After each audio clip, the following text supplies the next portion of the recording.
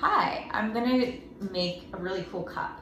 I have a couple of these cups that I've made, and they're from the label from this kombucha company that I really like called Tapuat Brewing Company. I really like their labels. So a set of mason jars, I made this natural goo gone from 2 tablespoons of vegetable oil and 3 tablespoons of baking soda. Mix it all together.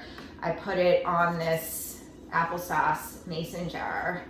I just tried the homemade goo gone and was sure to rinse it off, and it worked like magic. I take this really cool label, Tapuat Brewing Company.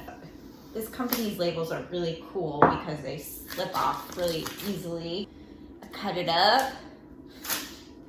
So use the smooth surface of the mason jar and place it artfully on the mason jar, and you have a cup that will last for years to come. I used to drink a lot of kombucha, and that led to really precarious times. So I wouldn't recommend drinking a lot of kombucha. So there you have it, my really cool cup collection.